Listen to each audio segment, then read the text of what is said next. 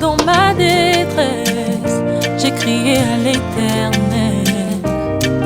Dans ma douleur, j'ai parlé à mon Père. Ma Bible au quotidien, le verset du jour. Luc chapitre 6, le verset 38, je cite.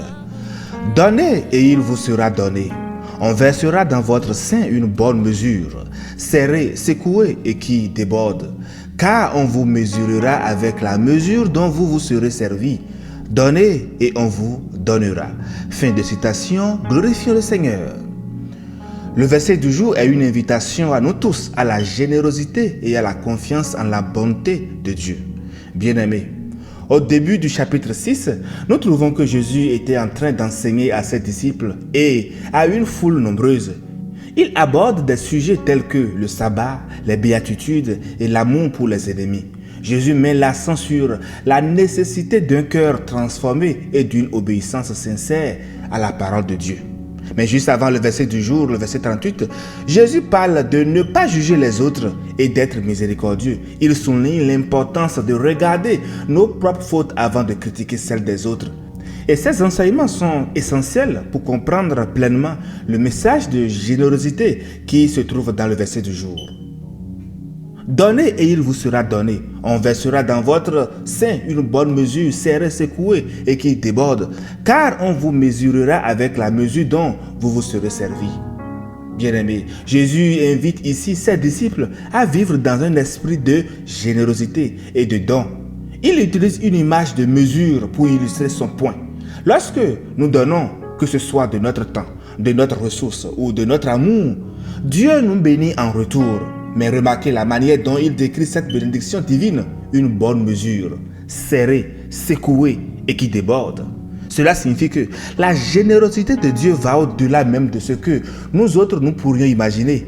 Il ne nous donne pas simplement selon nos attentes, mais il déverse ces bénédictions d'une manière abondante et débordante. C'est un principe fondamental du royaume de Dieu. Plus nous donnons, plus nous recevons. C'est la loi de la semence et de la moisson.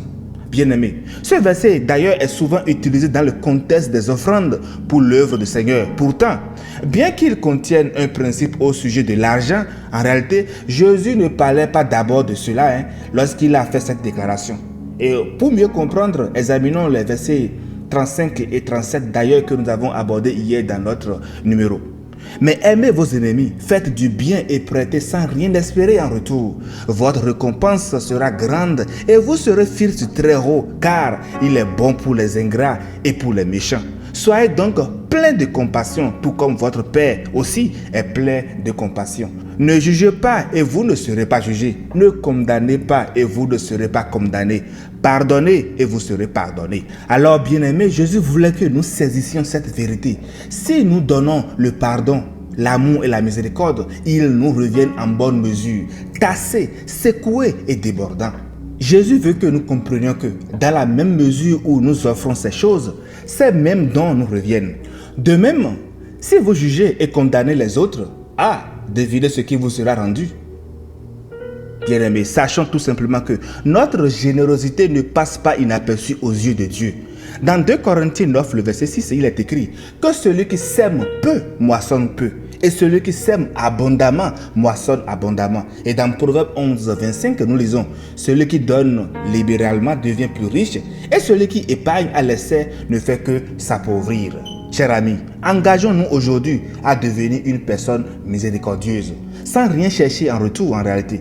Faisons-nous connaître tout simplement comme quelqu'un qui reflète notre Dieu miséricordieux, dans un monde brisé et désespérément en quête d'espoir. Chers frères et chers sœurs, aime et donne sans mesure. Sois généreux sans rien attendre en retour. Dieu te voit et il te le rendra. Bonne méditation et miséricorde de Christ pour tous. Alléluia chez vous. Oh mon Jésus.